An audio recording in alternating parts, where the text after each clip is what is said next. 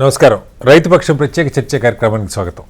గత వారం రోజులుగా హెచ్ఎంటీవీ రైతుపక్షం పేరుతో భూ సారం దగ్గర నుంచి ఏ పంటలకి ఏ భూములు అనుకూలం అన్న దగ్గర నుంచి అలాగే ఆర్గానిక్ ఫార్మింగ్, నేచురల్ ఫార్మింగ్ ఇలా అనేక సమస్యలు రైతు భూమిలో విత్తే దగ్గర నుంచి మార్కెట్లో అమ్ముకునే వరకు ఉన్న అన్ని సమస్యల్ని అడ్రస్ చేసే ప్రయత్నం చేస్తుంది. దీనిలో భాగంగా ఈరోజు జీవ వైవిధ్యం, భూమికి సంబంధించి జీవ వైవిధ్యాన్ని ఏ రకంగా కాపాడుకోవాలి, బయోడైవర్సిటీని, దాని మీద ముగ్గురు నిపుణులతో చర్చించేపట్టు. చర్చలో మనతో పాటు హరిబాబు గారు, అభ్యుదయ రైతు, ముచ్చింతల ప్రాంతంలోని అమీర్పేట గ్రామం మహేశ్వర మండలంలో గత కొన్ని సంవత్సరాలుగా జీవ వైవిధ్యాన్ని పాటిస్తూ అద్భుతంగా ఆర్గానిక్ ఫార్మింగ్ చేస్తున్నారు. వారితో పాటు రూపినేని సరోజ్ కాంత్ గారు, మరొక ప్రకృతి రైతు ఉన్నారు, అభ్యుదయ రైతు వారు కూడా. అలాగే ప్రసాద్ రెడ్డి గారు, నేచురల్ ఫార్మింగ్ అండ్ అభ్యుదయ రైతు వారు కూడా మనతో జాయిన్ అవుతారు. ఈ ముగ్గురు నిపుణులతో శ్రోతలు ప్రోగ్రాం చూస్తున్న వాళ్ళు వాళ్ళ సందేహాలను కూడా క్వశ్చన్ రూపంలో అడగొచ్చు. ముందుగా హరిబాబు గారు నమస్తే. మీరు ప్రత్యేకించి బహుశా 50 ఏళ్ళుగా వ్యవసాయంలో ఉన్నారు, అంతకు మించి. అయితే మన దగ్గర దొరికేటువంటి రకాలే కాకుండా విదేశీ ఫ్రూట్సా మరి ఏంటన్నది మీరు చెప్పాలి. రకరకాల పంటలు ఇక్కడ మీరు ఒక ప్రయోగాత్మకంగా చేస్తున్నారు మీ భూమిలో అని చెప్పి. ఎన్ని సంవత్సరాల నుంచి మీరు ఈ ప్రకృతి వ్యవసాయంలో ఉన్నారు? దీనిలో ఉన్న సాధక బాధకాలు ఏంటి? ఇతర విదేశాల నుంచి వెరైటీస్ ట్రై చేయటంలో ఎలా మీకు కావాల్సిన నాలెడ్జ్ కానీ వాటి మార్కెట్ కానీ ఎలా ఉంది? నమస్తే అండి. హెచ్ఎంటీవీ ప్రేక్షకులకు, రైతు సోదరులందరికీ నా నమస్కారాలు. చరిత్ర జరిగిన దగ్గర నుంచి మన వ్యవసాయం అంతా ప్రకృతి వ్యవసాయమే వెళ్ళిందండి. ఇటొచ్చి గత 100 సంవత్సరాల నుంచి వ్యవసాయంలో చాలా పెను మార్పులు వచ్చినాయి. ఆ పెను మార్పులు కూడా ఎలా అంటే, ఈ హరిత విప్లవం అనేది 1955-60 ఆ ప్రాంతంలో వచ్చింది. ఎందుకు? ఆహార ధాన్యాల కొరత వచ్చింది, జనాభా పెరిగిపోతుందనే దృష్టిలో ఆ విధంగా హరిత విప్లవం అనేది 55-60లో మొదలైంది. అక్కడ నుంచి అంతకు ముందు మన రైతాంగం అంతా ఎవరికి కావాల్సిన పంటలు వాళ్లే పండించుకునేవాళ్ళు. ప్రతి వాళ్ళ దొడ్లో బయట కొనుక్కొచ్చేవాడు కాదు. ఆ రోజుల్లో ఇన్ని షాపులు ఉండేవి కాదు. అసలు ఇంత బయట కొనుక్కు రావడం అంటే ఆ రోజులు వస్తు మార్పిడి, నా దగ్గర కందులు ఎక్కువ పడితే అట్లా వస్తు మార్పిడి చేసుకునేవాడు. కందులు పండించేవాడు, మినువులు తెచ్చుకునేవాళ్ళు, మినువులు ఇచ్చి ఇంకోటి అట్లా చేసేవారు. అలాంటి చోట ఇప్పుడు ఏమైందంటే, అప్పుడు మల్టీ క్రాపింగ్ ప్యాటర్న్ ఉండేది మన తాతల ముత్తాతల టైం. ఇప్పుడు ఏమైందంటే మోనోక్రాప్ సిస్టమ్కి వచ్చారు. మోనోక్రాప్ సిస్టమ్కి వచ్చి వేస్తే ఒకే పంట వేసే పద్ధతికి వచ్చారు. దాంతో ఏమైందంటే రైతాంగం ఇది ఒక కాక రసాయన వ్యవసాయానికి కూడా అలవాటు పడిపోయారు. మోనోక్రాప్ కాకుండా రసాయనానికి కూడా అలవాటు పడ్డారు. అక్కడ నుంచి ఏమైందంటే భూములు పాడైపోయినాయి. అపరిమితంగా వాడే ఈ రసాయనాలతో ఏమైందంటే నేల దెబ్బతినిపోయింది.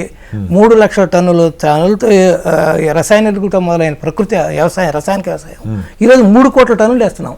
1 లక్ష టన్నుల పెస్టిసైడ్స్ కొడుతున్నాం. అలా కాకుండా ఇంకా వీడ్ రిమూవ్స్ నడుతున్నాం. వీటన్నిటితో ఏమైందంటే మనం పండించే ఆహారం అంతా పాడైపోయిందండి. దీన్ని అన్నిటినీ నాకు చిన్నప్పుడు గుర్తు, వ్యవసాయంలోకి వెళ్ళినప్పుడు అన్నీ మన దగ్గరే ఉండే, మన ఇంట్లో ఉండే, మన దొడ్లో ఉండే, మన పెరట్లోనే పండుతూ ఉండే.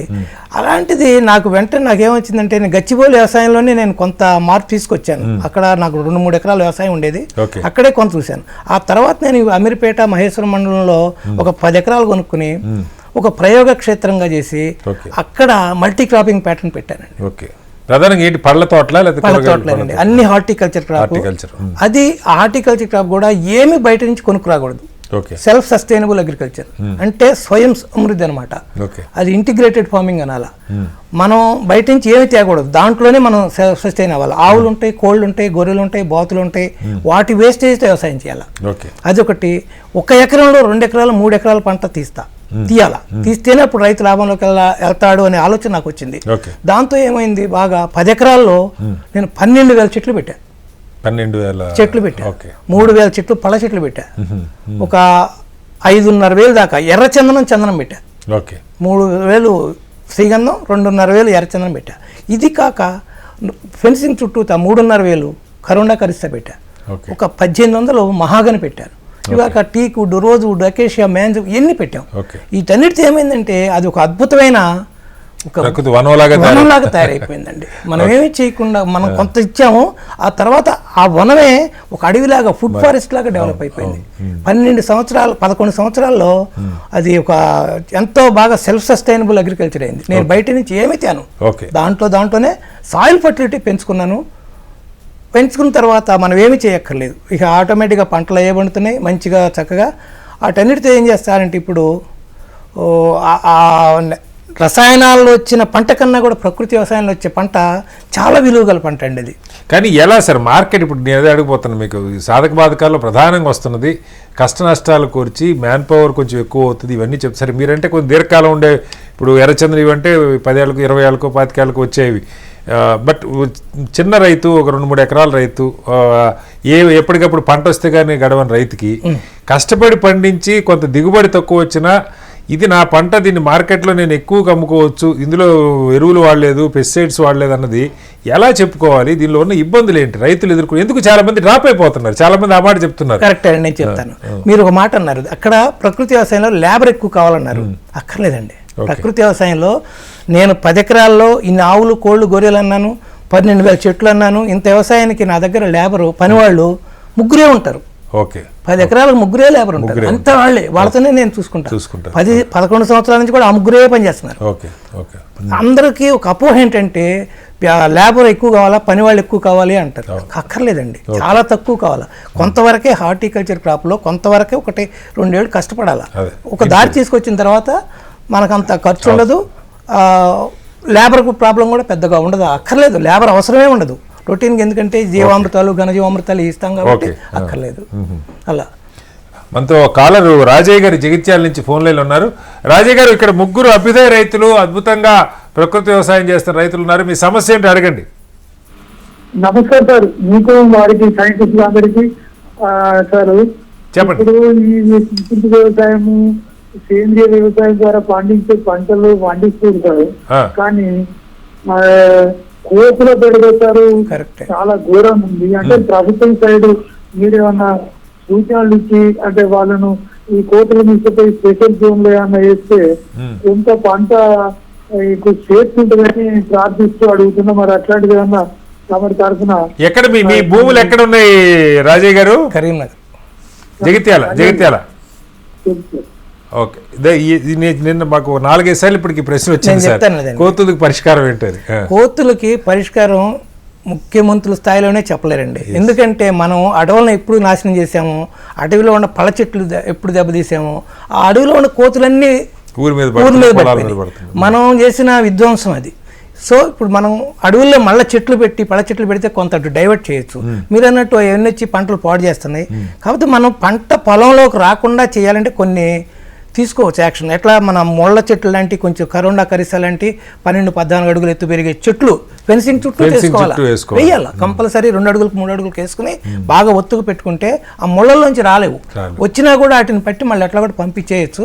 ఆ విధమైన జాగ్రత్తలు తీసుకోవాలా, తప్పదు. మనం కోత వస్తుందని మనం హార్టికల్చర్ బ్యాంబూ కూడా కొంతమంది సజెస్ట్ చేస్తారు, బ్యాంబూలోంచి కూడా వస్తాయండి, బ్యాంబూలోంచి కూడా వస్తాయి. కానీ ఆ ముళ్ళ చెట్లు ఉంటే రాలేవు, ఆ ముళ్ళ తవనే కొంచెం రాలేవు. ఎక్కడన్నా ఒకటి అర వచ్చినా కూడా బయటకు పంపించే. అట్లాగే కొంతమంది నిన్న మొన్న ఒక నా డిబేట్ లోనే చెప్పారు, కొండముచ్చుని ఒక దాన్ని పెట్టుకుంటే తగ్గుతాయండి.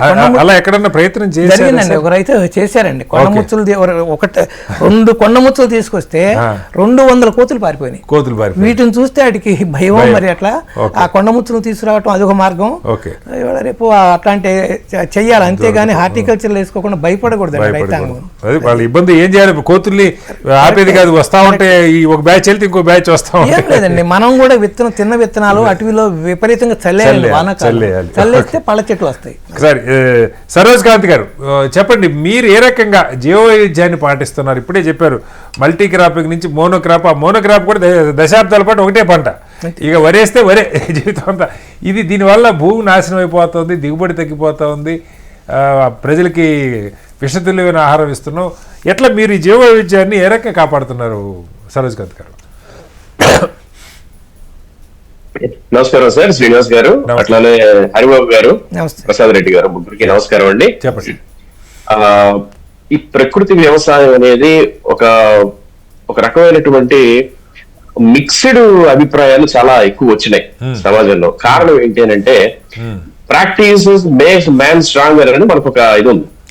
అయితే ఈ విధానంలో మన ప్రకృతి వ్యవసాయాన్ని అవలంబించేటువంటి సమయంలో 8 ఏళ్ల క్రితం 9 ఏళ్ల క్రితం నేను మొదలు పెట్టినప్పుడు నేను అసలు 0. సో మెల్లగా వన్ బై వన్ నేను తెలిసిన వాళ్ళ దగ్గర కానివ్వండి, కొంతమంది ఎక్స్పర్ట్స్ ని గుర్తించడం కూడా ఒక పెద్ద సమస్య రైతుకి. కారణం ఏంటంటే నాకు కొత్త కదా, నేను ఎవరు చెప్పినా అది కొత్త సబ్జెక్ట్ గానే ఉంటుంది. బట్ కానీ ఆచరణలో ఏది సక్సెస్ అయితే ఫలానా వాడు చెప్పిన సక్సెస్ అయింది అన్నప్పుడు ఆ వ్యక్తి ఎక్స్పర్ట్ అవుతారు మనకి తెలుసుకునేటువంటి సమయానికి. ఈ రోజున అదృష్టవశాత్తు హరిబాబు గారు లాంటి వాళ్ళు, ప్రసాద్ రెడ్డి గారు లాంటి వాళ్ళు, అభ్యుదయ రైతులు, మా గురువు గారు మూర్తి గారు లాంటి వాళ్ళు, అందరినీ మించి పాలేకర్ గారు, ఇటువంటి వ్యక్తులు ఈ రోజున చెప్పినటువంటి సోషల్ మీడియా ద్వారా అవేర్నెస్ చాలా పెరిగిందని చెప్పి చెప్పొచ్చు. అయితే ఈ జీవ వైవిధ్యం దెబ్బతింటుంది అనేది చెప్పాలి అంటే ప్రధానంగా భూమిలో ఉండాల్సినటువంటి ఇంద్రియ కర్బనం, మనం పరిభాషలో సేంద్రియ కర్బనం అని అనుకుంటాం కానీ యాక్చువల్ గా దాన్ని ఇంద్రియ కర్బనం అని చెప్పి అనాలి. ఈ ఇంద్రియ కర్బనాన్ని మనం ఎప్పుడైతే నిలబెట్టుకోవడానికి ప్రయత్నం చేస్తూ ఉంటామో ఆచ్ఛాదన ద్వారా, మైక్రో క్లైమేట్ తయారు చేసుకోవడం ద్వారా మనం ఎప్పుడు చేస్తామో జీవ వైవిధ్యం ఆటోమేటిక్ గా తయారవుతుంది. జీవ వైవిధ్యం తయారవ్వటానికి ప్రప్రథమైనటువంటి సోర్స్ ఏంటి అని అంటే క్యాపల్లరీ ఫోర్స్ ను ఆపటం, అంటే కేశాకర్షణ శక్తి. నీరు ఒక చోట కుదురుగా ఉండదు, ఆవిరైపోతుంటది, ట్రావెల్ చేస్తుంటది, మబ్బుల రూపంలోకి వెళ్తుంటది. అక్కడి నుంచి మళ్ళీ వర్షాల రూపంలో సముద్రం ఎండాకాలంలో మబ్బులుగా ఏర్పడి మళ్ళీ వానబడి మళ్ళీ భూమిలోకి వెళ్ళి మళ్ళీ క్యాపల్లరీ ఫోర్స్ ఎండగాసినప్పుడు ఎప్పుడైతే ఈ ఆచ్ఛాదన చేయటం జరుగుతుందో ఈ క్యాపల్లరీ ఫోర్స్ ఆపగలం. ఆపినప్పుడు మైక్రో క్లైమేట్ తయారవుతుంది. ఈ మైక్రో క్లైమేట్ తయారైనటువంటి సందర్భంలో రైతు మిత్ర పురుగులు, రైతు శత్రు పురుగులు ఏ రకంగా పంట మీద అయితే దాడి చేస్తాయో రైతు మిత్ర పురుగులు కూడా అంతే విధంగా. అంటే మీకు సింపుల్ గా చెప్పాలి అంటే ఫర్ ఎగ్జాంపుల్ ఒక తెల్లదోమ ఉందనుకుందాం, ఒక పేరు బంకు ఉందనుకుందాం, ఒక ఎర్ర నెల్లు ఉందనుకుందాం, ఒక పిండి నెల్లు ఉందనుకుందాం. వీటన్నిటికీ కలిపి ఒక 1000 రకాల ప్రెడేటర్స్ ఉంటాయి. పారాసైట్స్, ప్రెడేటర్స్ ఉంటాయి. పారాసైట్స్ సెకండ్ పెస్ట్ కొంచెం తక్కువ, ప్రెడేటర్స్ ఎక్కువ ఉంటాయి అనమాట. అంటే హింస చేసుకుని బ్రతికేవన్నమాట. అయితే ఈ ప్రిడేటర్స్ ని ఈ విష రసాయన వ్యవసాయం చేస్తూ చేస్తూ చేస్తూ ఒక 70 సంవత్సరాల నుంచి చేసి 60 సంవత్సరాల నుంచి చేసేటప్పటికి ఇది విచ్చలవిడితనం అయిపోయి శత్రు పురుగుని చంపడం దేవుడరుగు, మిత్ర పురుగు రాస్తే అటకెక్కింది. రెసిస్టెన్స్ వచ్చి యుద్ధం చేస్తున్నాయి. ఈ శత్రు పురుగులు ఏంటంటే యుద్ధం చేస్తున్నాయి, మిత్ర పురుగులు కనుమరుగైపోయినాయి. ఇందులో హెమిప్టెరా, కొలియప్టెరా, కొలిషిడై, ఆర్థ్రోప్రోడా ఇట్లాంటి కొన్ని వేల జాతులు అండి. మీరు వింటే ఆశ్చర్యపోతారు. 16,000 రకాల జాతులు ఉంటాయి సార్. ఇందులో బీటిల్స్ అని, బీగిల్స్ అని, పారాసైట్స్ అని చెప్పి, బగ్స్, ఇట్లాంటి అనేక రకాలండి జీవ వైవిధ్యం. మనం వాటిని ఎలా తిరిగి పెంపొందింపు చేసుకోవాలి అన్నది మీరు చెప్పే ముందు మనతో మరో కాలర్ కూడా లైన్ లో ఉన్నారు. వారి ప్రశ్న కూడా మీరే సమాధానం చెప్పండి. మొహమ్మద్ గారు అని వికారాబాద్ నుంచి ఉన్నారు రైతు. మొహమ్మద్ గారు మీ సమస్య అంటే చెప్పండి, ఇక్కడ నిపుణులు ఉన్నారు, ఆన్సర్ చేస్తారు. హలో మొహమ్మద్ గారు. మొహమ్మద్ గారు నా వాయిస్ వినపడుతుందా? మీ క్వశ్చన్ అడగండి. ఇక్కడ సరోజ్ కాంత్ గారు ఉన్నారు, ఆన్సర్ చేస్తారు. సరోజ్ కాంత్ గారు కాల్ కట్ అయింది, మళ్ళీ కలుపుతాను, మీరు గో హెడ్. అయితే వీటిని ఇప్పుడు మీరు అన్నట్టు ఇవి నష్టపోయాం, వీటిని తిరిగి పునరుత్పత్తి చేసుకోవాలంటే ఏం చేయాలి? ప్రాథమికంగా సార్ మనకి నానుడు ఒకటి ఉంది, కూసేగాడిది వచ్చి మేసేగాడిది నుంచి అడగొట్టిందని ఒక సామెత ఉంటుంది. అంటే వెళ్ళి ఇంకా ఒక 10 తీసుకొస్తాయని అర్థం, మనకు ఒక సామెత ఉంటుంది. సో ఇక్కడ పాయింట్ ఏంటి అని అంటే తాను జడని పోతే వనమంతా జడిసిందని మన సామెతల ప్రకారం ఒక రైతు మిత్ర పురుగు ఒక చోట ఆవాసం ఏర్పరచుకుంటే అది వెళ్ళి ఇంకో 10 రకాలు తీసుకొస్తుంది. సో అది చూపిస్తుంది అనమాట. ఇదిగో ఇక్కడ మనకి సేఫ్టీ ప్లేస్ ఉంది, ఇక్కడ మనకు కావాల్సిన ఆహారం ఉంది, ఇక్కడ పంటలు నాశనం చేసేటువంటి పురుగులు మనకు ఆహారంగా దొరుకుతాయి అని చెప్పి చెప్తాయి. ఫర్ ఎగ్జాంపుల్ మనం పారాసైట్స్ ని వాడతాం అనుకుందాం. ఫర్ ఎగ్జాంపుల్ వరి ఉంది. వరిలోకి వచ్చేటప్పటికి ఎప్పటి నుంచో national bureau of agriculture and insect resources Bengaluru నుంచి, ఐసీఆర్ వాళ్ళ దగ్గర నుంచి నాకు తెలుసండి. నేను 2019 లో సర్టిఫై అయ్యా, 2016 లో స్టార్ట్ చేశాను నేను ప్రాక్టీస్. 2016 నుంచి వాళ్ళు NBR వాళ్ళు నెత్తి నోరు పెట్టి బాదుకున్నారు. అయ్యా వరి పెట్టంగానే సరికాదు, పంట కాలంలో 15 రోజులకి 10 రోజులకి 15 రోజులకి 10 రోజులకి ఒక్కొక్క కార్డు ట్రైకోగ్రామా జపోనికం అని ఒక కార్డు ఉంటుంది. అదొక స్పీషీ. ట్రైకోగ్రామా అనేది ఒక జాతి. ఈ జపోనియం, బుకుము, అకాయి, కిలోనిస్, బ్యాక్టీరియా ఇటువంటి అన్ని ప్రజాతులు అనమాట. వీటిని తీసుకొచ్చి వరికి పెట్టుకోవడం వల్ల ఏం జరుగుతుందంటే కాండం తొలుచు పురుగు, సైంటిఫిక్ గా చెప్పాలంటే దాని నేమ్ సిరిఫోఫోగా ఇన్నోటోటా, సిరిఫోఫోగా ఇంటర్కిలాస్. దానిని ఈ ట్రైకోగ్రామా బదనికలు వేటాడి వాటి గుడ్లని నాశనం చేయడానికి వాటి మీద పొదుగుతాయి. పొదిగిన తర్వాత ఆ గొంగళి పురుగు బయటికి రాకుండా ఈ ట్రైకోగ్రామా బదనిక మళ్ళీ పుట్టి బయటకు వస్తుంది. Okay okay. సో కారణం ఒక్క సెకండ్ సార్ తీసుకోండి, చెప్పండి. ఇంకోటి దీంతో పాటు రెడ్ విడ్ బగ్స్ అని చెప్పి ఉంటాయి, అసాసిన్ బగ్స్ అని ఉంటాయి, కిసింగ్ బగ్స్ అని ఉంటాయి. ఇవన్నీ ఏం చేస్తాయంటే అంటే ఒక స్టేజ్ ఇందాక నేను మీకు ఏం చెప్పాను, గొంగర పురుగు తాలూకా గుడ్ల స్టేజ్ నాశనం చేయడానికి ట్రైకోగ్రామా కార్డ్స్ అనేవి ఉపయోగపడతాయి. మరి గొంగర పురుగు అయిపోతే దాన్ని ఏం చేయాలి? దానికి రెడ్ విడ్ బగ్స్ అని, అసాసిన్ బగ్స్ అని, కిసింగ్ బగ్స్ అని ఇటువంటివి ఉంటాయి. అవి వాటి యొక్క ప్రోజన్ ద్వారా పొడిచి వాటి రక్తాన్ని పీల్చుకొని తిని వాటిని చంపి సర్వనాశనం చేస్తాయి. అంటే దీని అర్థం ఏంటి అని అంటే జీవ వైవిధ్యం మనం ఎప్పుడైతే పొలంలోకి ఏర్పాటు చేసుకోవడం స్టార్ట్ చేస్తామో అసలు మనం విష రసాయనాలు వేలకు వేలు ఖర్చు పెట్టి 1కి 10 సార్లు విడిగా వాడాల్సిన అవసరం లేదు. మళ్ళీ వస్తాను సార్ మీ దగ్గరికి. సరోజ్ గారు కాలర్స్ జాయిన్ అవుతున్నారు. అనంతపూర్ నుంచి విజయభాస్కర్ గారు ఉన్నారు. విజయభాస్కర్ గారు మీ క్వశ్చన్ అడగండి. నమస్తే సార్. సార్ నమస్తే సార్. అడగండి విజయభాస్కర్ గారు, క్వశ్చన్ అడగండి. ఇక్కడ నిపుణులు ఉన్నారు, ఆన్సర్ చేస్తారు. ఓకే సార్, మాకు చిన్ని పంట గురించి అడుగుతున్నాం సార్. చిన్ని పంట ఎక్కువ చనిపోతున్నాయి సార్. పులుసు పురుగు అనేది కాండానికి అన్ని పట్టేసి చిన్న నేత మొక్కలే చనిపోతున్నాయి సార్. దీనికి పరిష్కారం ఉంటే చెప్పండి సార్. సార్ సరోజ్ కాంత్ గారు మీరు ఆన్సర్ చేస్తారా? సార్ ఆయన ఏదో ఒక పురుగు అన్నారు, ఆ పురుగు వాయిస్ మిస్ అయింది. ఆ పురుగు పేరేంటి విజయభాస్కర్ గారు? పులుసు పురుగు సార్. వైటర్ స్కేల్ అంటే సార్ పులుసు పురుగు అంటున్నారు. పొలుసు పురుగు చాలా గురువు గారు మీ పేరు మీకు సింపుల్ గా చెప్తానండి. చాలా సింపుల్ మార్గం ఏది, దీనికి పెద్ద కంగారు పడాల్సిందేం లేదు. మనకి సున్నం దొరుకుతుంది, స్లేక్డ్ లైమ్ పౌడర్ అని ఉంటుంది. ఫర్ ఎగ్జాంపుల్ బోర్డియాక్స్ పేస్ట్ తయారు చేసేటప్పుడు వాడతారు. ఆ స్లేక్డ్ లైమ్ ని ఆవు మూత్రంలో కలిపి స్ప్రే చేసుకోగలిగితే ముందస్తు జాగ్రత్త చర్యగా ఈ పొలుసు పురుగులు వాటి మీద పడినా కానీ లోపలికి జొప్పించుకొని వెళ్ళలేవు. వీటికి స్పెసిఫిక్ గా కొన్ని ప్రిడేటర్స్ ఉంటాయి. మీరు ఎప్పుడైతే సరోజ్ కాంత్ గారు మీరు రైతుల ప్రోగ్రామ్ కాస్త మీరు వీలైనంత తెలుగులో చెప్తే ఐ విల్ బి హ్యాపీ. ఆ పొలుసు పురుగుకి మీరు ఇందాక ఏదో చెప్పారు, ఒక సున్నపు పౌడరా? సున్నపు పౌడర్ అంటే సున్న పౌడర్ మన బోర్డియాక్స్ పేస్ట్ లో వాడుకుంటాం అనమాట. సున్న పౌడర్ నీటిలో కరిగే సున్న పౌడర్ దాన్ని తీసుకొచ్చి దేనిలో కలపాలి? ఆవు మూత్రం 200 లీటర్ల నీటికి 10 లీటర్లు నాటు ఆవు మూత్రం పోసుకొని దానికి ఒక 50 గ్రాములు ఈ సున్నం కలుపుకొని 100 గ్రాములు 50 నుంచి 100 గ్రాముల వరకు సున్నం కలుపుకొని మనం స్ప్రే చేసుకోగలిగితే పొడుసు పురుగులే కాదండి, ఏ పురుగులు గుడ్లు కూడా ఎమర్జీ అయినా గానీ ఆ సున్నం తిని వాటి వాటికి నాలిక పొక్కి తర్వాత ఆహారం తీసుకునేటువంటి గుణాన్ని కోల్పోతాయి. ప్రసాద్ రెడ్డి గారు, ప్రసాద్ రెడ్డి గారు ఒక్కసారి మీరు ఆల్మోస్ట్ మీ ఫామ్ ని ఒక అడవిగా మార్చేశారని చెప్తారు కొన్నేళ్లుగా.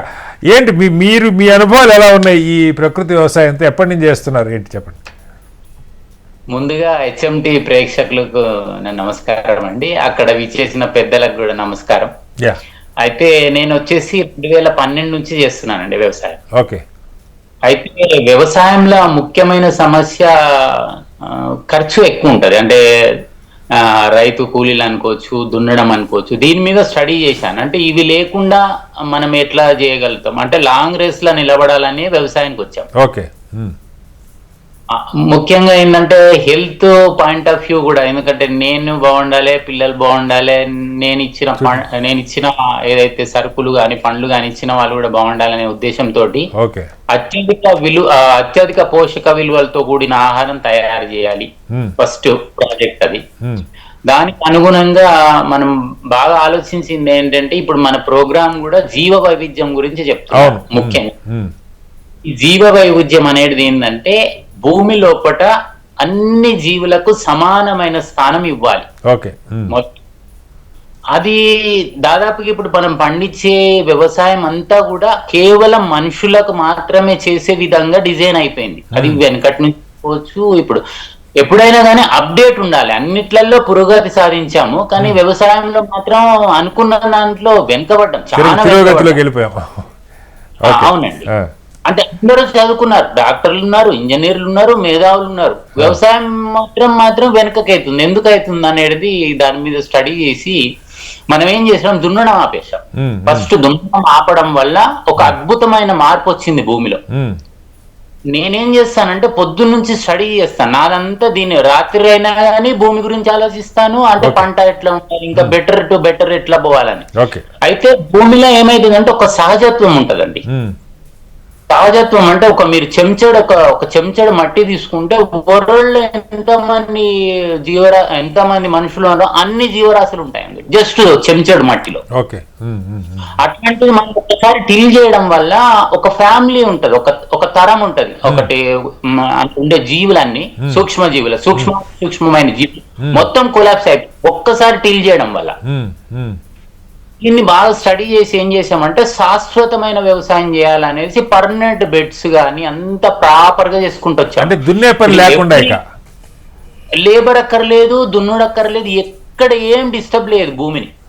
ఓకే, మనం నడవడం కూడా ప్రత్యేకమైన ఒక ట్రాక్ ఉంటది, అక్కడ మాత్రమే నడుస్తాం. ఏదైతే కాలువలు చేసుకుంటామో కాలువలు తప్ప మిగిలిన బెడ్ మీద ఎవరిని ఎక్కనియం. మనకు ఇక్కడ నుంచి ఈ కాలువలు వెళ్తామో ఆ పక్కన కాలువలు వెళ్ళి మనం కలుపు ఉంటే మళ్ళీ దాని మీదనే వేస్తాం.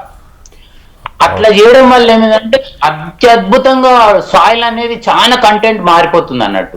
కర్బన శాతం అనుకోవచ్చు, అంటే ఆ పంట వండే. ఇప్పుడు మనం ఏం చేస్తామంటే ఒక దగ్గర నారు పోసుకుంటాము, ఆ పర్మనెంట్ బెడ్స్ దగ్గర పెట్టేస్తాము, వెళ్ళిపోతాం. అంటే మీరు చెప్పేది వనాలకేనా లేదంటే మామూలు ఇతర పంటలు? ఇప్పుడు హార్టికల్చర్ లాంటి వాటికి మేబీ కొంతవరకు ఓకేనేమో, కానీ మిగతా పంటలు పండించే దాని గురించి మీరు చెప్పే ముందు సార్, నాగరాజు గారు కృష్ణా జిల్లా నుంచి మరో ఒక రైతు ఫోన్ లైన్లో ఉన్నారు. ఒకసారి వారి ప్రశ్నకి ఆన్సర్ చేసాక మళ్ళీ మీ దగ్గరికి వస్తాను.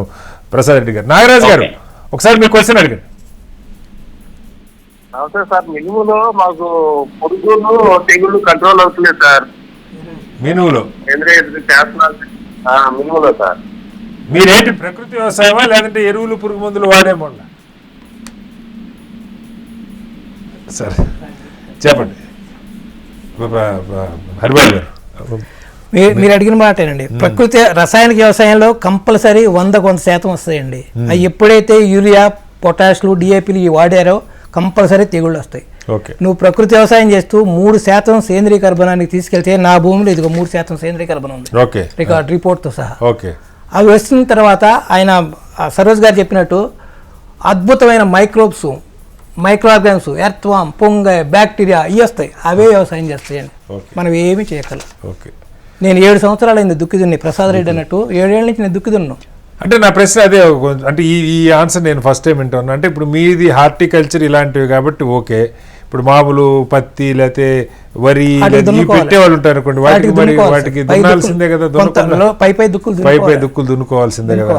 అంటే కొంతమంది చెప్పడం దున్నితేనే కాస్త ఇవన్నీ బయటకు వస్తాయి. లోతు దుక్కులు దున్నకూడదు సార్. ఎందుకు దున్నకూడదు అంటే లోతు దుక్కులు దున్నితే నేల ఎలారిపోయిన తర్వాత దాంట్లో ఉన్న మైక్రోబ్స్, మైక్రో ఆర్గానిజమ్స్ ఎత్తాము చచ్చిపోతాయి. Okay, right point. మనతో మహేంద్ర గారు భూపాలపల్లి నుంచి మరో రైతు కూడా ఉన్నారు. మహేంద్ర గారు మీ క్వశ్చన్ అడగండి, ప్రసాద్ రెడ్డి గారు ఆన్సర్ చేస్తారు. మహేంద్ర గారు, మహేంద్ర గారు నా వాయిస్ వినపడుతుందా? కట్టేది ప్రసాద్ రెడ్డి గారు ఒకసారి ఇప్పుడు ఇది మీ అనుభవంలో మీరు ఏమేమి పంటలు వేస్తా ఉన్నారు? ఒకవేళ ఈ రసాయనాలతో కలుషితం అయిపోయిన భూమి ఉంటే తిరిగి దాన్ని రెజ్యూనేట్ చేసుకోవాలంటే ఏం జరగాలి?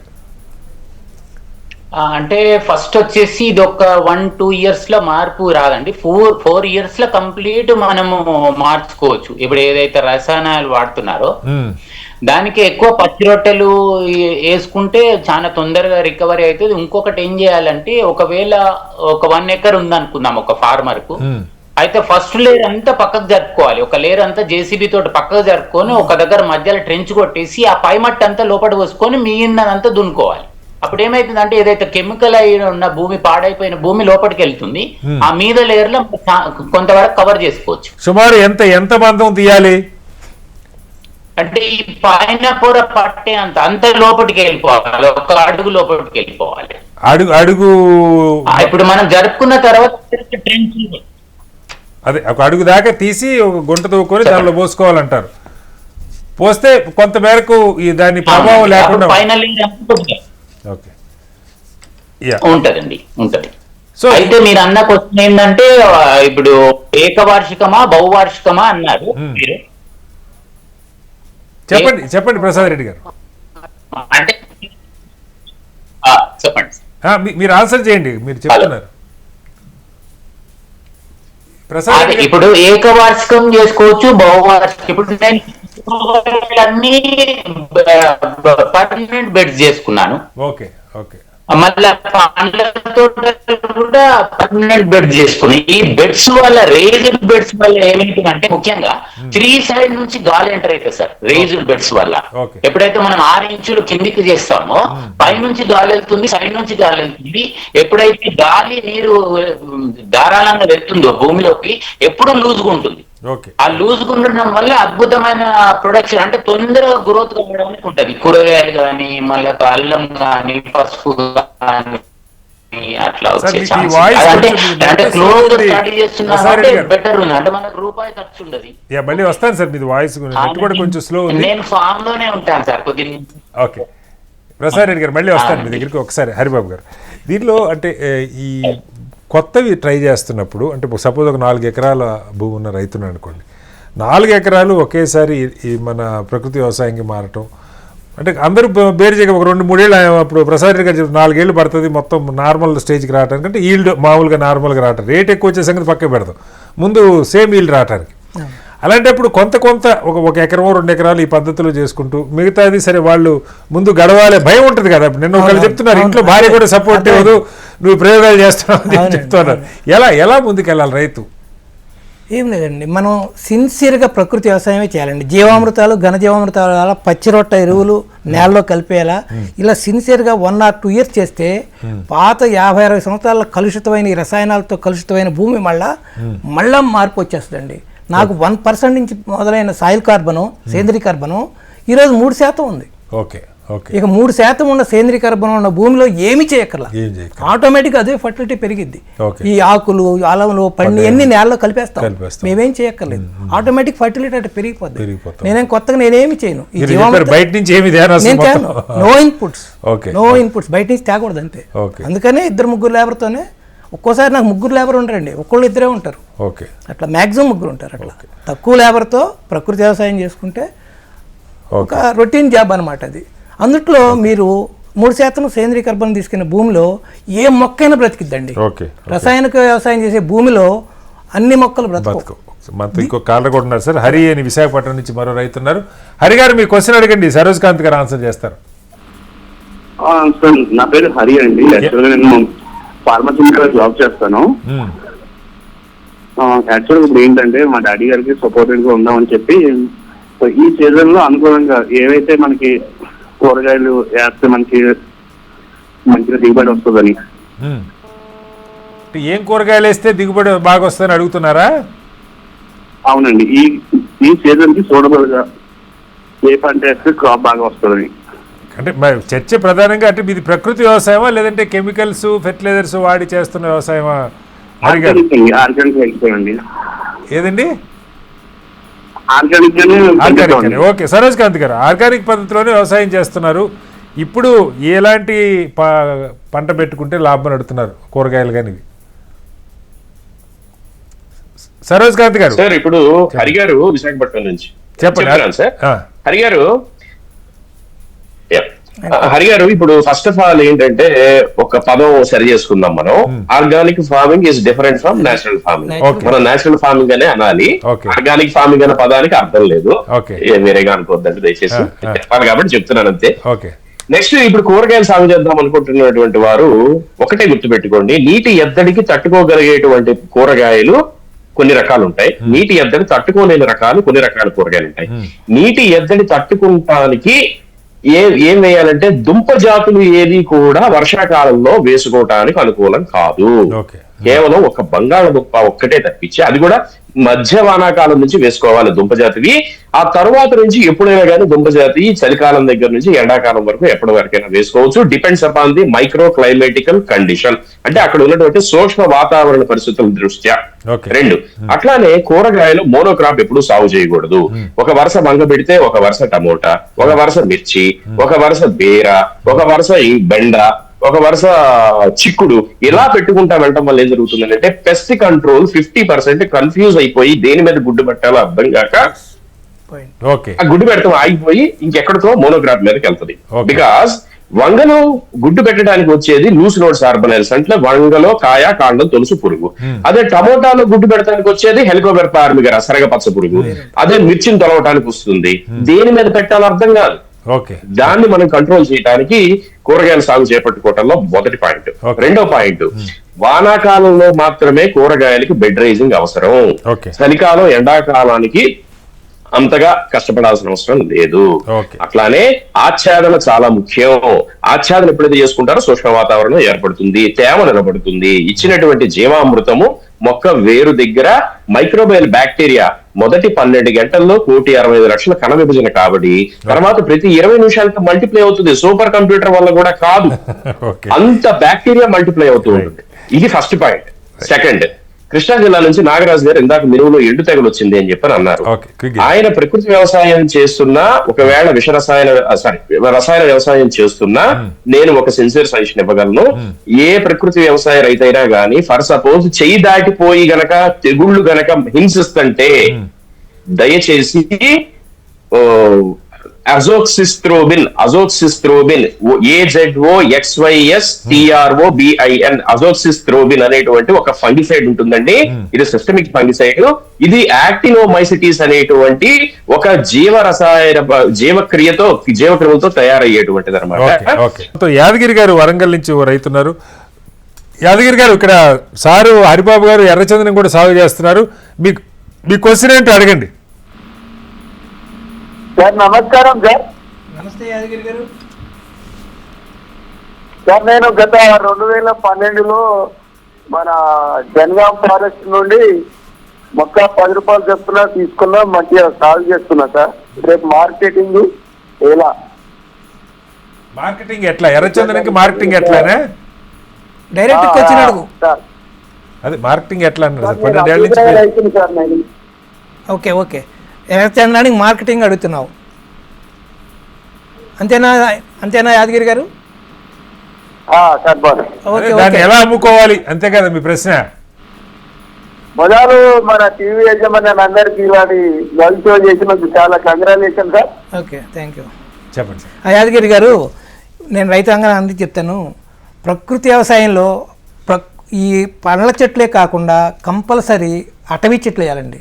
ఓకే. ఎన్ని చెట్లు పళ్ళ చెట్లు పెడితే అన్ని చెట్లు, నేను 6,000 పళ్ళ చెట్లు పెడితే 7,000 అటవీ చెట్లు పెడతా. ఓకే. 5,000 ఎర్రచందనం పెట్టాను. ఓకే.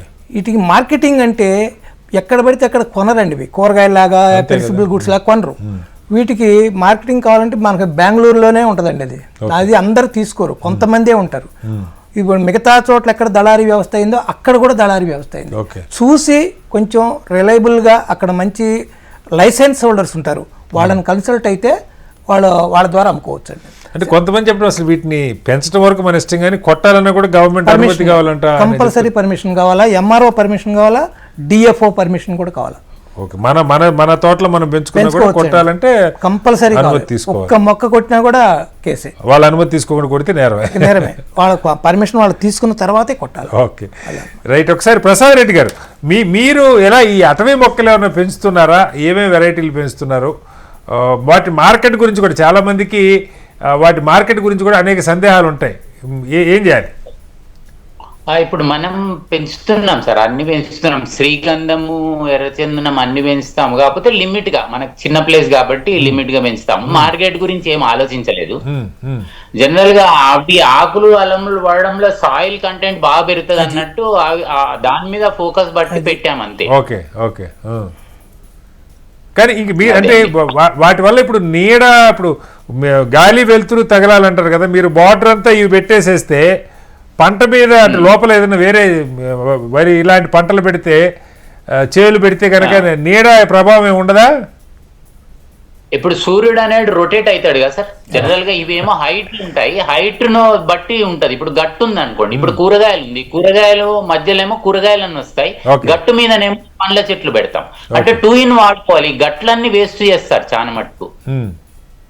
ఆ గట్టు మీద మనం ఫలసాయం తీసుకోవచ్చు బ్రహ్మాండంగా. హైట్ వెళ్ళేది ఏంటంటే పక్కకు సైడ్ బ్రాంచెస్ అన్ని తీసుకుంటూ పోతే ఒక టాప్ స్టేజ్ కి హైట్ పంపిస్తే ఆ గ్యాప్ నుంచి సూర్యకిరణాలు సరిపోతాయి. ఓకే. సో మీరు కూడా అంటే ఇప్పుడు సార్ చెప్పినట్టు బయట నుంచి ఏమీ లేకుండా అంటే ఇన్పుట్స్ బయట ఏమీ లేకుండా జీవామృతం లేదంటే ఘనజీవామృతం వీటితోటే చేయగలుగుతున్నారు సార్. అంటే ఈల్డ్ ఎన్నాళ్ళకి నార్మల్ స్టేజ్కి వస్తుంది సార్? చాలా మందికి ఇది ఒక క్వశ్చన్. చాలా మంది చుట్టుపక్కల అటు ఇటు వాళ్ళ సూటిపోటి మాటలు తట్టుకోలేక ఇంట్లో ఒకవేళ మొదలు పెట్టినా కూడా భార్యతో సహా నువ్వు ఈ పిచ్చి పనులు ఏందని ఇట్లా అంటున్నారని ఒక సంవత్సరం 2 ఏళ్ళు భరించినా కూడా ఫలితం రావట్లేదని మారిపోతున్న కేసులు చెప్తా ఉన్నారు. వాళ్ళు ఎలా సస్టైన్ కావాలి? ఇప్పుడు ఫస్ట్ మనం నమ్మాలి సార్. ఫస్ట్ బయట వాళ్ళు వాళ్ళు అంటారు, తర్వాత ఎప్పుడైతే ప్రొడక్షన్ స్టార్ట్ అయితే, ఇప్పుడు మనం స్టార్ట్ చేసినప్పుడు ఫస్ట్ ఇయర్ అరటి రాలేదు సార్, 1 year వరకు రాలేదు సార్. ఇప్పటి నుంచి బాగా స్టార్ట్ అయింది. అంటే ఎప్పుడైతే మెన్యూర్ ఎక్కువ పడుతుందో, అంటే గ్రీన్ మెన్యూర్ ఎక్కువ పడుతుందో టాప్ సాయిల్ లా, అప్పటి నుంచి ఆటోమేటిక్ గా మీకు తరతరాలు తినేంత వస్తుంది. సాయిల్ కు ఫస్ట్ ఇవ్వడం నేర్చుకోవాలి, ఇవ్వడం మర్చిపోయారు. సాయిల్ కి ఎంత ఇస్తే అంత డబుల్ త్రిబుల్ ఇస్తారు సార్. ఆ బేస్ లా మనం ఇప్పుడు మన పొప్పడి పండు ఒక్కొక్కటి 3.5 kg వస్తుంది. అమృతం లాగా ఉంటుంది, 80 rupees హాట్ కేక్ లాగా పోతుంది. సో మీరు మార్కెట్ కూడా చేసుకోగలుగుతున్నారు వాటిని? మన దగ్గరికే వస్తారు సార్, నేను ఎక్కడికి వెళ్ళాను. నేను లిమిట్ కి ఇస్తాను, ఎక్కువ కూడా ఇవ్వను నేను. ఓకే. సరోజ్ కాంత్ గారు, ఇక్కడ ఇందాక మీరు చెప్తున్నారు అంటే ఈ రకరకాల జీవ వైవిధ్యాన్ని కాపాడటంలో ప్రధానంగా అంటే అన్ని అంశాలు రైతులు తెలుసుకోగలుగుతారా నాకు తెలియదు, కానీ మామూలుగా మనకి భూమిలో ఎర్రలు ఇలాంటివి ఉండాలంటారు. తర్వాత మీకు ఈ రకరకాల మన మిత్రులు మన శత్రువులని మీరు చెప్పారు. బ్రాడ్గా తేలిగ్గా రైతులకు అర్థమయ్యేలాగా ఒక 4-5 రకాలు వీటిని కాపాడుకోవడానికి ఏం చేయాలి, ఆ పద్ధతిలో ఏమన్నా చెప్పగలుగుతారా? మొట్టమొదటిగా విషరసాయనాలు స్ప్రే చేయటం ఫస్ట్ ఆపాలి. సెకండ్, దీనికి ఆల్టర్నేటివ్ ఏంటనే తెలుసుకోవాలి. రసం పీల్చు పురుగుల కోసం అయితే జిగురట్టలు, గొంగళి పురుగుల కోసం ట్రాప్ చేయడానికి గుడ్లు పెట్టేటువంటి రెక్కల పురుగులను ఆకర్షించడం కోసం లింగాకర్షక బుట్టలు మొదటి సంవత్సరం కంపల్సరీగా. సోలార్ ట్రాప్ కి యాక్చువల్ గా నేను విరుద్ధం, కానీ మొదటి పంటకి సోలార్ ట్రాప్ పెట్టుకోవాలి. అట్లానే రైతులకి ఎంట్రీ లెవెల్, ఇందాక ఒక టాపిక్ వచ్చింది, ఎంట్రీ లెవెల్ లో వచ్చిన వాళ్ళకి ఇళ్లలో వాళ్ళు తిడుతున్నారండి, ఇంట్లో వాళ్ళు కూడా ఏంటి పిచ్చి పనులు అని చెప్పి అడుగుతున్నారు. వాళ్ళకి నేను అండగా నిలబడతా, ప్రతిదీ పిన్ టు పిన్ నేర్పిస్తా. ఏం స్ప్రే చేయాలి స్టార్టింగ్ నుంచి, ఏం ఎండింగ్ దాకా చేయాలి. ఇప్పటికే 6 FPOs పనిచేస్తున్నాను రెండు రాష్ట్రాల్లో. పర్వాలేదు, వాటిలో ఎందులో దాంట్లో జాయిన్ చేసైనా సరే. నెక్స్ట్ మార్కెటింగ్ అండి. ఇందులో పెద్ద సమస్య ఏంటంటే, ఇప్పుడు ప్రసాద్ రెడ్డి గారు ఉన్నారు, ఈజ్ ఎడ్యుకేటెడ్, ఆయన చదువుకున్న వ్యక్తి, ఆయన ప్రచారం చేయగలరు. ఫండమెంటల్ ప్రశ్న అదే సార్, మీరంతా బాగా ఎడ్యుకేటెడ్, మీరు ఓన్ గా మీ బిజినెస్ ప్లాన్ మీకు ఉంటది, ఏమి చదువుకొని రైతు చేయాలంటే వాడికి ఎట్లా అది కావాలి. అక్కడికే వస్తుంది సార్. ఇక్కడ ప్రభుత్వాలు 2 పనులు చేపట్టాలి సార్. ఫస్ట్ ఇవాళ మనం వేలిచ్చి మనం కట్టిన పన్నటువంటి పన్నులతో హార్టికల్చర్ డిపార్ట్మెంట్ కానీ అగ్రికల్చర్ డిపార్ట్మెంట్ కానీ మనం చక్కగా శాలరీస్ పొందుతున్నారు. వాళ్ళది కూడా మంచి మనసే, వాళ్ళకు కూడా చేయాలన్న కుతూహలం చాలా ఉంటుంది. నేను వాళ్ళు చదువుకున్న చదువుల్లో కూడా ఎక్కడ విధ్వంసం జరుగుతుందో వాళ్ళకు కూడా తెలుసు. కానీ రైతులు ఎప్పుడైతే కొంచెం సుముఖత చూపిస్తారో వాళ్ళలో ఉత్సాహం పెరుగుతుంది. వాళ్ళు ఎప్పుడైతే చెప్పటానికి ఇష్టపడతారో ఆ అధికారులు కూడా రైతుల్లో కూడా ఉత్సాహం వస్తుంది. 2 చేతులు కలిస్తేనే చప్పట్లు వస్తాయి. ఇక్కడ first point. Second point, marketing విషయానికి వచ్చేటప్పటికి ముందు ప్రొడక్షన్ గురించి ఆలోచించాలి. ప్రొడక్షన్ ఎలా? ఇప్పుడు ఫర్ సపోజ్ తెనాలిలో నేనున్నాను, హైదరాబాద్ లో హరిబాబు గారు ఉన్నారు, ఇంక తెలంగాణలో వేరే ప్రాంతంలో ప్రసాద్ రెడ్డి గారు ఉన్నారు. ఈ ముగ్గురు వివిధ రకాలైనటువంటి పంటలు ఏర్పాటు చేస్తున్నారు. కానీ 3 చోట్ల నుంచి 3 రకాల పంటలు సేకరించడం కంటే విలేజ్ లెవెల్ లోనే ఒక FPO ఒకటి ఉండాలి.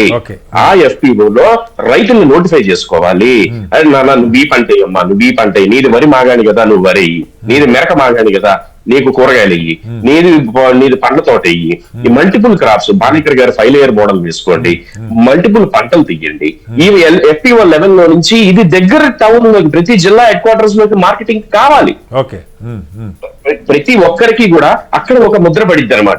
రైట్, ఫలానా విలేజ్ నుంచి వచ్చినాయిరా ఇవన్నీ. వీటన్ని ఈ FPOలన్నిటికీ కలిపి ఒక ఫెడరేషన్, దానికి ప్రతి టౌన్ లో ఒక సెంటర్ పాయింట్. ఇది హార్టికల్చర్ డిపార్ట్మెంట్ చాలా సింపుల్ గా నిర్వహించే పని. ఇది అసలు పెద్ద బ్రహ్మ విజయం కాదు.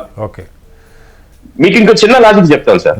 పెస్టిసైడ్స్ అండ్ ఇన్సెక్టిసైడ్స్ వల్ల పర్యావరణం పాడైపోతుందని మేము ముగ్గురమే కాదు, మీరు కూడా నమ్ముతారు కదా. ప్రపంచం అంతా నమ్ముతుంది, కానీ పరిష్కారం తెలియట్లా. చెప్పండి.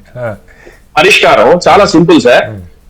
ప్రత్యేకంగా వ్యవసాయ బడ్జెట్లు పెడుతున్నాయి ప్రతి రాష్ట్రానికి, ప్రతి రాష్ట్ర ప్రభుత్వానికి ప్రత్యేకంగా. మీకు తెలుసా సార్, మీరు చెప్తే నంబరు 2,000 రూపాయలతో కేవలం ఒక్క పంట కాలంలో భయంకరమైనటువంటి పెస్ట్ కంట్రోల్ ని 1 ఎకరానికి 2,000 రూపాయల ఖర్చుతో కంట్రోల్ చేయొచ్చు.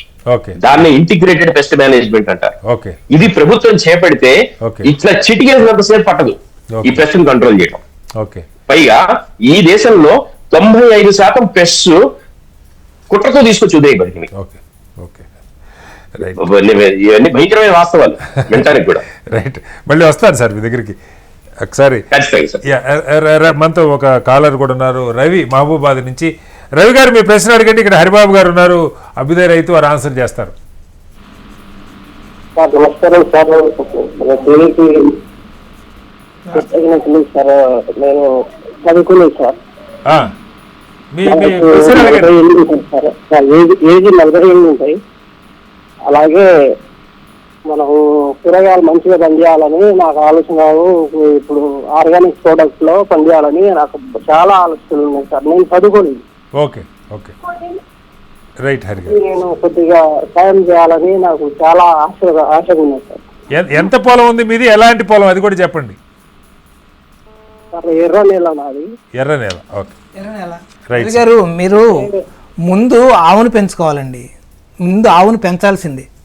ఆవు పెంచి ఆ ఆవు మూత్రం, ఆ కౌ యూరిన్, కౌడంగ్ అంటే గోమూత్రం, గోమయంతో మీరు మీ సాయిల్ ఫర్టిలిటీ అంటే నేల సారం పెంచుకోవాలి. అది చేయకుండా మీరు ఏం చేసినా కూడా అది ఇదవుతుంది. ఎలాంటి ఖర్చు లేని వ్యవసాయం అవుతుంది. ముందు మీ దగ్గర గోశాలకు వెళ్ళి, దగ్గరలో మీ పక్కనున్న గోశాలకు వెళ్ళి ఒక గోవును తెచ్చుకోండి. 2-3 ఎకరాలు అయితే చక్కగా ఒక గోవు సరిపోద్ది. 5-6 ఎకరాలు అయితే రెండు ఆవులు ఇస్తారు. తెచ్చుకుని ఆ నేల సాంద్రత పెంచండి. ఫస్ట్ పెంచిన తర్వాత మంచిగా ఖర్చు లేని వ్యవసాయం అవుతుంది. మంచిగా చేయండి, మీకు లాభం వస్తుంది. మీరు ఒక్కళ్ళైతే సొంతంగా చేసుకోగలుగుతారు, కూలీలను కూడా లేకుండా. అంటే కూరగాయలు పెట్టాలనుకుంటున్నాను, ఏం పెడితే బాగుంటుందని అడుగుతున్నారు సార్. కూరగాయలు అంటారా? ఇప్పుడు ఇందాక వారు చెప్పినట్టు, సరోజ్ గారు చెప్పినట్టు, ఈ ఎండాకాలం ఎండకు తట్టుకునేటట్టు పెట్టాలి. ఒకటి ఎండకు కూడా తట్టుకుంటాయండి. ఇప్పుడు కొంచెం దుంప అట్లాంటివి కానీ, లేదా కొంచెం ఎండాకాలం తట్టుకునే బెండకాయలు కానీ, వంకాయలు కానీ ఇత్తనం వేరు ఉంటుందండి. అలాంటి ఇత్తనాలు చూసి మీరు పెట్టుకోవాల్సిందే. ఇప్పుడు వానాకాలం ఉండే అవి తట్టుకునే వేరు ఉంటాయి. ఇప్పుడు ఎందుకంటే హైబ్రిడ్లు వచ్చిన తర్వాత రకరకాల తీసుకున్నారు కాబట్టి ఎండకు తట్టుకునే కూరగాయలు ఉంటాయి, అవి పెట్టుకోవాల్సిందేనండి మీరు. అట్లా. ప్రసాద్ రెడ్డి గారు, ఇంకొక ప్రశ్న మీకు సార్ చెప్తుంటే నాకు గుర్తొచ్చింది. ఇప్పుడు విత్తనం కూడా చాలా కీలకం. ఇప్పుడు వీటిల్లో ఇప్పుడు హైబ్రిడ్లు రకరకాలు వస్తూ ఉన్నాయి. ఇప్పుడు మీ దగ్గర బాగా దిగుబడి వస్తుంది. మీరు చెప్పారు ఇందాక బొప్పాయి 3.5 కిలోలు వస్తాయని. ఇప్పుడు ఇలాంటివి అంటే భూసారాన్ని పెంచుకోవటం ఒకటైతే, ఆ విత్తనంలో కూడా ఎంతో కొంత ఇది ఉంటుంది కదా. సో అలాంటి విత్తనాన్ని నిజంగా నమ్మదగ్గ విత్తనం, రైతుకి మంచి చేసే విత్తనం అన్నది ఒక పెద్ద సమస్యగానే ఉంది. దానికేంటి పరిష్కారం? అది చాలా సింపుల్ సార్. ఇప్పుడు మీరు బొప్పాయి కొనుక్కపోండి, మా దగ్గర విత్తనం పెట్టుకోండి. సింపుల్. ఇప్పుడు నేను 12 ఏళ్ల నుంచి బొప్పాయి కంటిన్యూ నేను నారు పోసుకుంటా, నేను పెట్టుకుంటాను. అయితే ఇంకొక విషయం సార్, ఈ కొత్తగా వచ్చే వాళ్లకు జనరల్ గా ప్రకృతి వ్యవసాయంగానే జీవామృతం, ఘనజీవామృతం బేస్ తీసేసుకుంటే అన్ని పంటలు పండుతాయని జనరల్ గా అందరు డిస్కషన్ దాని మీద ఉంటది. జనరల్ గా మేమేం చెప్తామంటే జీవామృతం ఓన్లీ బ్యాక్టీరియా. ఇప్పుడు ఒక వంట గది ఉందనుకోండి, వంట గదిలో 1,000 మంది వంట వాళ్ళని పంపించారు, అక్కడ సరుకులు ఏం లేవు, ఏం చేస్తారు? జీవామృతం కూడా అంతే. అక్కడ ఏదన్నా ఉండాలి, ఆకులు, అలములు ఏదన్నా ఉంటే అది ఏం చేసి తిని దాన్ని కన్వర్ట్ చేసే క్రియ నడుస్తుంది. జీవామృతం బేస్ ఓన్లీ, అది ఎరువు కాదు. చాలా మంది అంటే జీవామృతం పోయంగానే ప్రొడక్షన్ రావట్లేదు, మాకు తగ్గిపోతుంది అంటారు. ఫుడ్ ఉంటే అక్కడ జీవామృతం కూడా అక్కర్లేదు. ఒక్కసారి మనం ఒక 3 years జీవామృతం వాడి వదిలేయచ్చు. కాకపోతే డిఫరెంట్ టైప్ ఆఫ్ ప్లాంట్స్ ఉండాలి. అదొకటి. ఇంకొకటి ఏంటంటే చాలా సమస్య మార్కెటింగ్ సమస్య సార్. మనం కూడా బయట తెలియాలి మనం ఏం చేస్తున్నాం, ఎట్లా పండిస్తున్నాం, అది తెలుసుకోవాలి. ఒక్కసారి నమ్మిర్రు అనుకోండి, మీరు ఏది ఇచ్చినా తీసుకుపోతారు. ఎంత రేటు కూడా ఎవరు అడగారు సార్. అదే ఇప్పుడు మీలాగా ఒక లెవెల్కి వచ్చాకేమో ఈజీ అవుతుంది సార్, అది మీ దగ్గరికి వచ్చి తీసుకెళ్తారు. కానీ చదువు లేని వాళ్ళు, ఇప్పుడు ఇందాక సరోజ్ కాంత్ గారు చెప్పారు కొంత ఎఫ్పిఓస్ వాటికి ఒక ఫెడరేషన్ ఈ షేప్లోకి వస్తే తప్పితే సాధ్యం కాదేమో. లేదు, సోషల్ మీడియా ఉన్నాక ఇంట్లో పిల్లలు చదువుకున్నా కొంత తేలిగ్గా దాన్ని మార్కెట్ చేసుకునే ప్రయత్నం చేస్తారేమో. సరోజ్ ఖాన్ గారు ఇంకొక ప్రశ్న మీకు. ఇది ఇప్పుడు విత్తనాలకు సంబంధించి ఇందాక సార్ అంటే దగ్గర పెట్టుకున్నారు. ఇప్పుడు ఈ ఫీల్డ్లో మీలాగా మీరంతా సీనియర్స్, వచ్చేవాళ్ళంతా కొత్త వాళ్ళు ఎక్కువ వస్తారు. బహుశా హెచ్ఎంటీవీ చేస్తున్న ప్రయత్నం వల్ల పెద్ద ఎత్తున ప్రకృతి వ్యవసాయం వైపు మళ్ళటానికి అవకాశం ఉంది, చాలామంది అడుగుతున్నారు. అయితే దానికి ఈ నమ్మదగ్గ విత్తనాలు, అలాగే వీటికి నిన్న కూడా 2-3 రోజులు ఆ ప్రశ్న వస్తూ ఉంది. ఈ ఇప్పుడు గోమూత్రం లేకపోతే జీవామృతం లేదా పచ్చిరొట్టె ఇవి వాళ్ళు చేసుకోవడానికి కొంత టైం పడితే ఈలోగా తెచ్చుకోవడానికి మార్కెట్లో ఎక్కడన్నా వీటి అవైలబిలిటీ ఉంటుందా? అవి రెండు మీరు చెప్పే సార్ ఒక్క సెకండ్ సరోజ్ కాంత్ గారు మీరే ఆన్సర్ చేద్దరు. సత్యసాయి అని ఒక రైతు కూడా మనతో ఫోన్ లైన్లో ఉన్నారు. సత్యసాయి గారు మీ క్వశ్చన్ అడగండి, సరోజ్ కాంత్ గారు ఆన్సర్ చేస్తారు. సార్ నమస్తే సార్. యా అడగండి సార్. నమస్తే నమస్తే సార్ నమస్తే సార్. యాప్ నూనె తయారు చేసుకోవడానికి ఒక ఎకరం 2 ఎకరాల రైతులకి ఏదైనా మిషనరీ ఎలిజిబుల్ గా ఉందా సార్? యాప నూనె తయారు చేసుకోవడానికి మిషనరీ ఉందని అడుగుతున్నారు సరోజ్ కాంత్ గారు. రెండోది ఇంకోటి సార్, ఇప్పుడు గానగా మొఖం పోవాలనుకున్నారు సార్. గానుగ మళ్ళీ అడగండి, రెండో క్వశ్చన్ మళ్ళీ అడగండి. గానగ చెట్టు ఐడియా ఉంది సార్. గానగ చెట్టు ముఖం పోవాలనుకుంటాం, మౌత్ చాలా ఫ్రెష్ గా ఉంటుంది. తెలుసు, చెప్పండి. తెలుసు. గానగ గింజలు కూడా ఇదివరకే గానగ నూనెతో కూడా పిచ్చికారీ చేసేవాడు పొలాల్లో పూర్వం. ఆ పిండిని కూడా చేత కొట్టేవాడు సార్. ఓకే. అట్లాగే మా ఏరియాలో గన్న చెట్లు, యాప చెట్లు బాగా పుష్కలంగా దొరుకుతుంది సార్. ఇప్పుడు సమ్మర్ లో వాటిని ఉత్పత్తి చేసుకోవడానికి చేసుకోగలం, కానీ నూనె ఆడించుకుని సొంతంగా మిషనరీ ఏదన్నా ఉంటుందా సార్? సరోజ్ కాంత్ గారు, వీటి నూనె తీయడానికి ఏమన్నా ఎక్విప్మెంట్ ఉందా? చిన్న మిషనరీస్ ఉన్నాయండి, కానీ కాస్ట్ దాదాపు 1,50,000-2 లక్షల దాకా అవుతాయి. వేప గింజల్ని అట్లానే గానుగ కాదు అది కానుగ, ఆ కానుగ చెట్లని కానుగ కాయల్ని కూడా మనం నూనె ఆడించుకోవచ్చు. వేప కానుగ కాయల్ని కలిపి కూడా నూనె ఆడించుకోవచ్చు, లేదా 2 నూనెలు విడివిడిగా తయారు చేసుకొని కూడా ఈ నూనెలను కలుపుకొని ఎమల్సిఫికేషన్ ఏజెంట్ అంటారు, అంటే విరగొట్టేటువంటి ఏదైనా agent, plain liquid dish wash soap oil కానీ వీటితో కానీ విరగొట్టుకుని చేయొచ్చు. అయితే మీకు లభ్యత ఎంతలో ఉంది, మీ వేప ఎన్ని టన్నుల లభ్యత మీ దగ్గర ఉంటే ఈ మిషనరీ పెట్టుకొని మీరు మెయింటైన్ చేయాలో ఒకసారి ఆలోచించుకోండి. వేప నూనెలు తీయటం కంటే కూడా ఉత్కృష్టమైనటువంటిది ఏంటి అని అంటే, ఉత్కృష్టమైన పని ఏం చేయాలి అని అంటే, వేప పిండిని వేపకాయల్ని కానుగ కాయల్ని పిండాడిచ్చి నూనె తీయకుండా స్టోర్ చేసి ఒక పక్కన పెట్టుకొని ఒక కాటన్ క్లాత్ లో మూట కట్టి పెట్టుకొని నీళ్ళల్లో వేలాడ తీసి కొంచెం పిసికితే ఆ మూట కిందకి దిగుతుంది, దాని సారం ఆ నీళ్ళలోకి మారుతుంది. దాంట్లోకి ఆవు మూత్రాన్ని కానీ వేరే ఏదైనా కానీ కలుపుకొని స్ప్రేయింగ్ చేసుకుంటే వేప నూనె వాడిన దానికంటే మీరు నమ్ముతారో నమ్మరో 10 రెట్లు ఎక్కువ రిజల్ట్. రైట్ సార్, నిజంగా మీ అందరి సమాధానాలు రైతులకు ఉపయోగపడాలని కోరుకుందాం. ఇవాళ చర్చలో పాల్గొన్న హరిబాబు గారికి, అలాగే సరోజ్ కాంత్ గారికి, ప్రసాద్ రెడ్డి గారికి ప్రత్యేకంగా ధన్యవాదాలు. ఇది వాళ్ళ రైతు పక్షం. రేపు మరోస్తూ మళ్ళీ కలుద్దాం. అంతకు నమస్కారం. సెలవు.